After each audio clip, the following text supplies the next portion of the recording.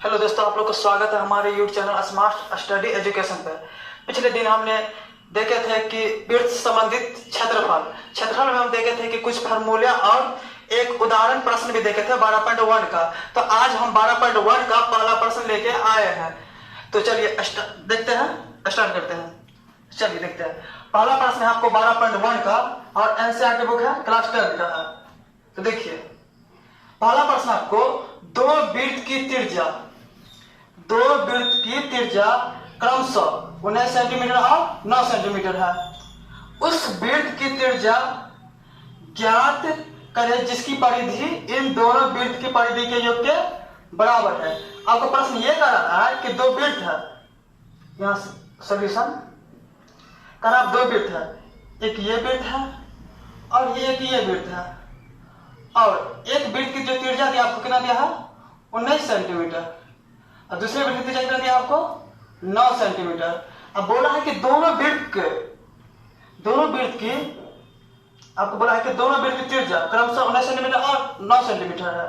उस वृत्त की त्रिज्या ज्ञात करें जिसकी परिधि इन दोनों वृत्त की परिधि के योग के बराबर है। इसका परिधि और इसका परिधि, इसका परिधि, इस वृत्त का परिधि और इस वृत्त का परिधि, दोनों परिधि को जोड़ने पर एक नया जो वृत्त बन रहा है ना, उसका क्या निकालना, आपको त्रिज्या ज्ञात करना है। जैसे देखिए ये वृत्त की परिधि और इस वृत्त की परिधि, ये 19 सेंटीमीटर त्रिज्या वाला वृत्त है, ये 9 सेंटीमीटर त्रिज्या वाला वृत्त है, और दोनों वृत्त की परिधि को हम जोड़ते थे एक बड़ा वृत्त वाले परिधि बनता है। और उस वृत्त का क्या निकालना है, त्रिज्या निकालना है। उस वृत्त क्या निकालना है, त्रिज्या। तो यहाँ पर समझिए, हम मान लेते हैं कि पहले वृत्त की त्रिज्या जो है आपको, पहले वृत्त की त्रिज्या हमारे लिए R1 और R1 कितना दिया 19 सेंटीमीटर, और दूसरे वृत्त की जो त्रिज्या थी आपको, वृत्त की त्रिज्या R2 मान लेते हैं, और R2 आपको दिया है 9 सेंटीमीटर, इसको मान लिया हम R2। और जो नया वृत्त बना है इसको हम कैपिटल R मान लेते हैं, ठीक है, कोई दिक्कत नहीं ना। तो ये पहला वृत्त का परिधि हो गया, ये दूसरे वृत्त का परिधि हो गया। दोनों वृत्त की परिधि को जोड़ के क्या हो रहा है, दोनों वृत्त की परिधि के योग के बराबर है। एक जो नया परिधि बनता है उसका नया वृत्त की त्रिज्या ज्ञात करना है।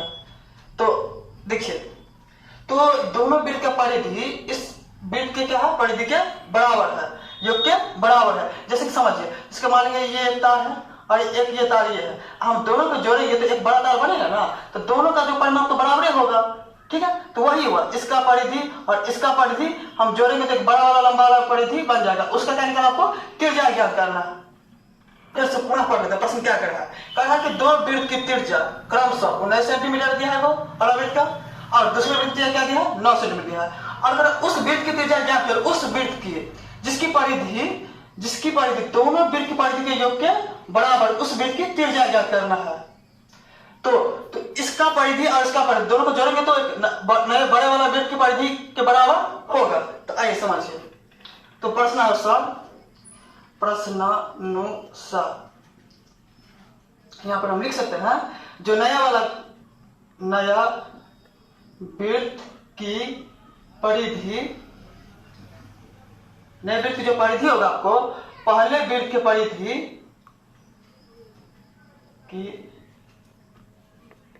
परिधि प्लस दूसरे वृत्त की परिधि के बराबर होगा, दोनों के योग के बराबर होगा। तो नए वृत्त की परिधि, तो वृत्त का जो परिधि का प्रमाण होता है आपको 2πr, क्योंकि यहाँ बड़का r माने तो बड़का r लिख देते हैं। अब पहले वृत्त का परिधि 2πr, इसको R1 तो R1 लिख देते हैं। दूसरे वृत्त की परिधि 2πr, इसका त्रिज्या क्या माने हम R2 माने हैं, ठीक है।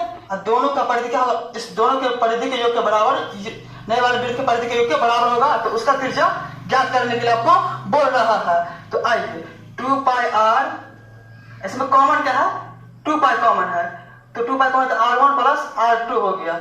ये 2 से 2 कट गया, आपको π से π कट गया, तो R इक्वल टू क्या हो गया R1। तो R1 का जो वैल्यू दिया आपको कितना दिया है 19 सेंटीमीटर, प्लस R2 का जो वैल्यू दिया है 9 सेंटीमीटर है। तो R हमको ज्ञात करना है, नए वृत्त का परिधि वाले त्रिज्या ज्ञात करना है। तो 19 कितना हो जाएगा 28 सेंटीमीटर, यही आपको ज्ञात करना है। चलिए दूसरा प्रश्न देखते हैं। दूसरा प्रश्न आपको कह रहा है दो वृत्त है, क्या है, दो वृत्त की त्रिज्या क्रमशः, एक पहला वृत्तीय है एक वृत्तीय है और दो वृत्तीय, पहला वृत्तीय कितना दिया आपको 8 सेंटीमीटर, दूसरा वृत्तीय कितना दिया आपको 6 सेंटीमीटर। आपको दो वृत्त दिया और दो वृत्त क्या दिया त्रिज्या क्रमशः कितना दिया 8 और 6 दिया, 8 और 6 सेंटीमीटर दिया और कहा उस वृत्त की त्रिज्या ज्ञात करें, उस वृत्त का, कौन वृत्त का, तो चलिए आगे देखते हैं। उस वृत्त का त्रिज्या ज्ञात करें जिसका क्षेत्रफल इन दो दिए गए वृत्त के क्षेत्रफल के बराबर है। इसका क्षेत्रफल और इसका क्षेत्रफल मिला के जो एक नया वृत्त जो बनता है ना, उसका क्या निकालना, आपको त्रिज्या निकालना है। फिर समझिए, जैसे हम बताएंगे कि इसका क्षेत्रफल और इसका क्षेत्रफल दोनों को क्षेत्रफल का जोड़ेंगे तो बड़ा क्षेत्रफल बनेगा ना, कि बड़ा क्षेत्रफल बन गया। उस बड़े वाले वृत्त के क्षेत्रफल का त्रिज्या निकालना है। इस बार क्षेत्रफल है, पिछले प्रश्न में पढ़े थे हम परिधि पढ़े थे, परिधि पिछले प्रश्न पढ़ते। इस बार क्या क्षेत्रफल, इसका क्षेत्रफल इसका क्षेत्रफल, दोनों को हम क्षेत्रफल जोड़कर बड़ा क्षेत्रफल वाला वृत्त बनेगा, उसका त्रिज्या ज्ञात करना है हमको। तो देखिए आपको दिया गया है कि दो वृत्त की त्रिज्या क्या है क्रमशः 8 सेंटीमीटर, एक 6 है और उस वृत्त की त्रिज्या जिसका क्षेत्रफल इन दो दिए गए वृत्त के क्षेत्रफल के बराबर है। इसका क्षेत्रफल इसका क्षेत्रफल दोनों के क्या है बराबर है, उसका त्रिज्या आपको ज्ञात करना है। तो आइए समझिए, यहां से हल करते हैं सॉल्यूशन। तो पहले वृत्त की त्रिज्या हम क्या माने हैं, माना कि पहले वृत्त की त्रिज्या, इसको R1 मान लेते हैं हम, R1 कितना दिया 8 सेंटीमीटर, इसको R1 मान लेते हैं, इसको हम R2 मान लेते हैं, इसको नया है तो इसलिए कैपिटल R मान लिया है। दूसरे वृत्त की त्रिज्या R2 मानते हैं, इतना दिया आपको 6 सेंटीमीटर दिया है। प्रश्नानुसार प्रश्न ये करना है कि इस दोनों वृत्त का जो क्षेत्रफल है एक नए वृत्त क्षेत्र के बराबर, उसका त्रिज्या ज्ञात करने के लिए आपको प्रश्नानुसार ये करना है आपको। तो नए वृत्त का क्षेत्रफल बराबर पहले वृत्त का क्षेत्रफल प्लस दूसरे वृत्त का क्षेत्रफल, दोनों का क्षेत्रफल जो मिलकर बनता है नया वृत्त का क्षेत्रफल, उसका रेडियस आपको ज्ञात करना है त्रिज्या। तो नए वृत्त का क्षेत्रफल क्या होगा प्रिंसिपल पाई आर स्क्वायर। तो यहाँ पर हम कैपिटल आर मान लें, इसलिए कैपिटल आर लिख देते हैं। और पहले वृत्त की क्षेत्रफल, जिसको हम पहले वृत्त के क्षेत्रफल का रेडियस क्या माने आर मान लें, तो पाई आर स्क्वायर, इसको आर1 तो आर1 लिख देते हैं। दूसरे वृत्त का क्षेत्रफल पाई आर स्क्वायर, 2 माने तो 2 लिख देते हैं। अब देखिए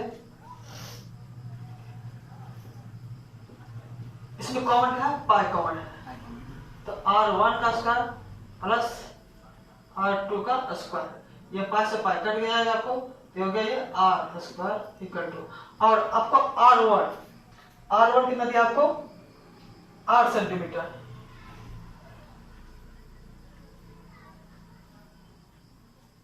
का होल स्क्वायर प्लस R2 कितना दिया आपको 6 सेंटीमीटर का whole square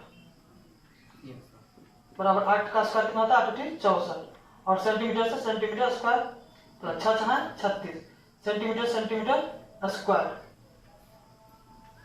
R square equal to 64 और 36 100 सेंटीमीटर स्क्वायर और ये आर स्क्वायर हटेगा तो रूट में 100 सेंटीमीटर स्क्वायर और 100 का कितना होता है 10 और 2 सेंटीमीटर तो 1 सेंटीमीटर क्या हो जाएगा आपको बाहर निकल जाएगा।